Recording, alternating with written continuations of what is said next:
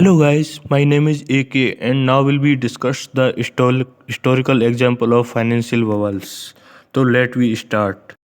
First we talk about the Dutch tulip mania. ये 1630 के period की टाइम की बात है जबकि ट्यूपिक बल्ब की जो प्राइस थी वो वेरी हाई एंड उसने मार्केट को एकदम से ओवर रूल्ड कर दिया था।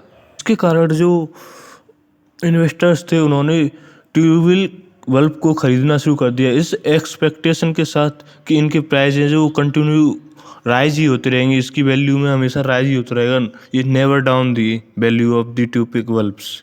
इस टाइम पे जो ट्यूपिक बल्ब थी उनकी हाइट, उनके जो शेयर्स थे उनकी हाइट ना इस पीक पे थी कि एक जो स्किल्ड वर्कर होता है उसके कई सालों के वेजेस के बराबर थी। देन द जो कस्टमर्स थे और इन्वेस्टर्स थे उन्होंने इन्वेस्ट करना शुरू किया और इस एक्सपेक्टेशन के साथ उन्होंने खरीदना शुरू करा कि इन्हें हम जब बेचेंगे जब इसके प्राइस हायर देन हो जाएंगे। तब वो वर्स्ट हो गया और इन्वेस्टर्स ने यह रियलाइज़ करना शुरू कर दिया कि अब जो ट्यूबिक बल्ब हैं उनके प्राइस सस्टेन नहीं रहेंगे, गिरते ही जाएंगे। मार्केट है कोलैप्स करेगी, प्राइस ड्रॉप हो गए एक साथ और एकदम फाइनेंशियल लॉस हो गया बहुत सारे इन्वेस्टर्स को। डच ट्यूपिक मानिया है वो कंसीडर किया जाता है one of the first financial bubble के रूप में, जो कि बहुत ही डेंजर स्पेशन एंड इम्पोर्टेंस जो इकोनॉमी के प्रिंसिपल्स को मेंटेन किया जाता है उसमें। Second one is the south sea bubble.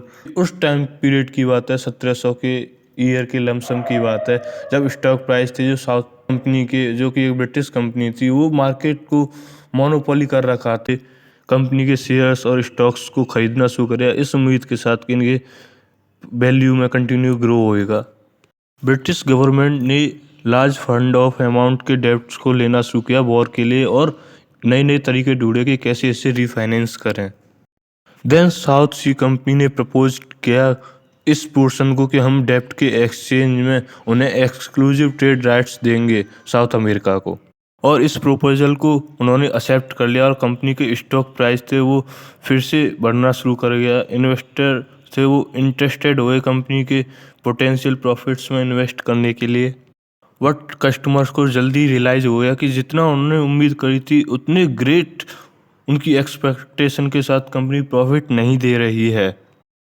Market collapse कर गई, स्टॉक प्राइस ड्रॉप्स हो गए, जिसका कारण यह हुआ कि फाइनेंशियल लॉसेज हो गए मैनी इन्वेस्टर्स को। ये साउथ सी बबल थी वो फर्स्ट टाइम कंसीडर्ड की गई फाइनेंशियल बबल के रूप में, वो भी स्टॉक मार्केट में, जिसके कारण यह पता चला कि विदाउट कि इम्पोर्टेंस क्या होती है, एक proper regulations of the markets की क्या इम्पोर्टेंस होती है। Third one is the railway मानिया। ये 1840 के पीरियड ऑफ टाइम की बात है, जब ब्रिटिश रेलवे कंपनी के स्टॉक प्राइस थे वो मार्केट में बढ़ने लगे तेजी के साथ, और जो इन्वेस्टर्स थे वो कंटिन्यू रेलवे स्टॉक्स को खरीदने में लगे हुए थे इस उम्मीद के साथ कि उसके प्राइस बढ़ेंगे।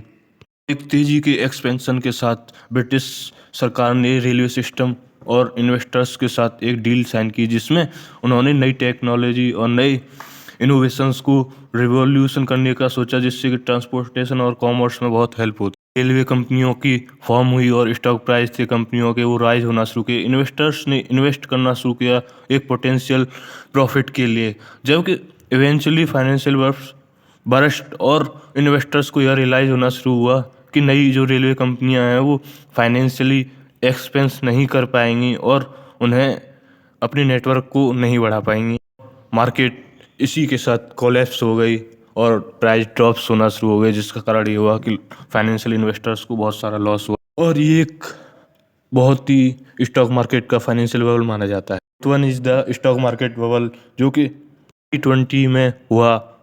इसमें एक अमेरिकन कंपनी के जो प्राइस थे वो मार्केट में ओवर रूल्ड करने लगे थे। इन्वेस्टर्स ने स्टॉक खरीदना शुरू करा कि इस उम्मीद के साथ कि प्राइस बढ़ेंगे, लेकिन जब ही यूनाइटेड स्टेट एक तेजी के साथ ग्रोथ होना शुरू हुआ वर्ल्ड वॉर फर्स्ट के दौरान, जिसमें कई अमेरिकन्स ने फ्यूचर को ऑप्टिमिस्टिक समझना शुरू करा, जिसके कारण वहाँ पे बिलीव करने वाले इन्वेस्टर्स ने ये सोचा कि जो अमेरिकन कंपनी है उसके प्राइस, स्टॉक प्राइस हैं वो कंटिन्यू राइज ही करेंगे। बहुत सारे पीपल थे जिनको लिटिल नॉलेज थी इन स्टॉक्स के बारे में, वो भी इन्वेस्ट करना शुरू कर दिया। फिर बाद में रियलाइज़ हुआ कि जो हमने इन्वेस्ट किया है इस इकोनॉमी की ग्रोथ सस्टेनेबल नहीं है, जिसके कारण मार्केट क्रैश हो गया और लोगों को बहुत सारा नुकसान हुआ। इसे ब्लैक ट्यूसडे के नाम से भी जानते हैं। 29 अक्टूबर 1929 this is the stock market biggest crash.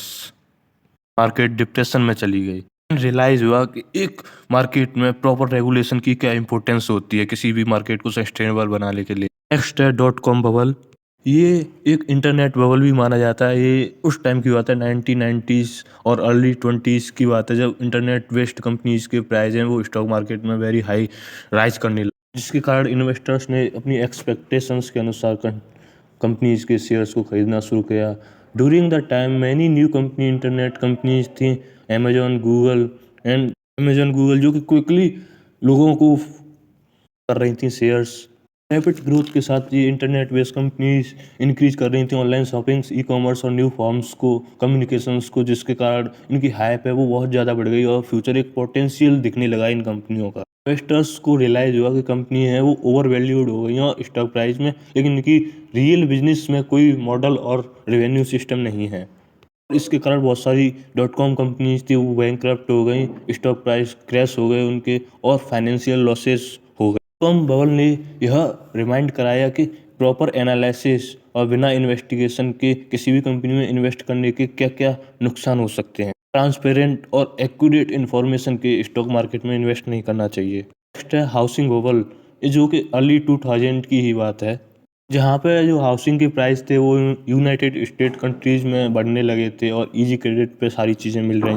इसमें लोग घरों को खरीदने लगे थे बिल्कुल डाउन पेमेंट पे और बिना और कम से कम लो इंटरेस्ट रेट्स पे, बिलीव के साथ कि जो हाउसिंग के प्राइजेज हैं वो कंटिन्यू राइज करेंगे और वो जैसे ही राइज करेंगे हम उनको सेल कर देंगे जिससे हमें फ्यूचर में प्रॉफिट होगा। कारण जो हाउसिंग की डिमांड थी वो बहुत ज़्यादा हो गई और जो हाउसिंग के प्राइजेज थे वो अनफॉर्चुनेटली उस लेवल पे पहुंच चुके थे लोग पेमेंट चुकाने के भी लायक नहीं बचे थे। जब लोगों को पता चला कि कैसे कम लो इंटरेस्ट रेट पे जो उन्होंने रिस्की लोन लिए थे वो कितने डेंजर हो सकते हैं। इसके कारण इस चेन रिएक्शन के कारण जो हाउसिंग की मार्केट थी वो ग्लोबल इकोनॉमी में एक रिसेशन को लीड कर चुकी थी। बहुत सारे लोगों ने अपने घर खो दिए और सेविंग्स भी ख़त्म हो गई। हाउसिंग मार्केट भी वो रिकवर नहीं कर पाए बहुत समय तक। ये जो हाउसिंग बबल था इसने रिमाइंड कराया कि एक रेस्पॉन्सिबल लैंडिंग और बोरोइंग प्रैक्टिस है वो कितनी ज़रूरी होती है और इसके लिए कितने प्रॉपर रेगुलेशंस होने चाहिए हाउसिंग मार्केट के लिए। नेक्स्ट है क्रिप्टो करेंसी बबल, 2017-18 की बात है ये रेफर्स करती है उस टाइम को जहाँ पे क्रिप्टो करेंसीज के प्राइस जैसे कि बिटकॉइन, एथेरियम और बहुत सारे क्रिप्टो करेंसीज हैं जिसके प्राइस हाईली बढ़ रहे थे। लोग इस टाइम पे इंटरेस्टेड दिखा रहे थे क्रिप्टो करेंसीज को खरीदने के लिए क्योंकि उसके प्राइस हाईली बढ़ रहे थे। इसके कारण इनकी डिमांड है डिजिटल करेंसीज की वो मार्केट में बढ़ गई हायर प्राइस के साथ। और जब प्राइस जो है एक अनसस्टेनेबल लेवल पे पहुंच चुके थे, लोगों ने क्रिप्टो करेंसीज को एक हाई प्राइस पे खरीद लिया और हाई अमाउंट के साथ जब प्राइस ड्रॉप हुए थे। जबकि crypto currencies bubbles survive remind करता है कि कैसे एक रिस्क हो सकता है किसी भी डिजिटल करेंसी में इन्वेस्ट करने का। देन रियलाइज हुआ कि किसी भी मार्केट को चलाने के लिए रेगुलेशंस कितने इंपॉर्टेंट होते हैं क्रिप्टो करेंसी मार्केट में खासकर। नेक्स्ट है Japanese asset price bubble in 1980s। ये उस बारे में जबकि जापानीज कंपनी की रियल एस्टेट और स्टॉक प्राइस थे वो हाई होते जा रहे थे। इस बबल में जो लैंड के प्राइस थे वो इंक्रीज हो रहे थे, स्टॉक के प्राइस थे वो इंक्रीज हो रहे थे, फ्यूल के प्राइस थे वो इंक्रीज हो रहे थे और इजी क्रेडिट्स मिल रहे थे। 1980s में टोक्यो की लैंड की बिल्डिंग थी वो higher than a real estate market से भी ज़्यादा थी और ये सब हो रहा था इजी क्रेडिट के कारण, लो इंटरेस्ट रेट के कारण। और ये चलता रहा जो कि 1990s में उस लेवल पे पहुंच गया जहाँ पे सारे प्राइजेज थे वो अनसस्टेबल हो गए, कभी भी ड्रॉप हो सकते थे।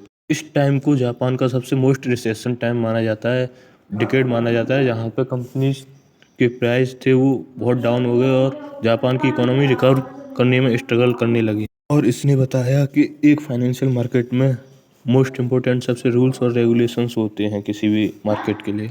नेक्स्ट है चाइना स्टॉक मार्केट बबल 2015।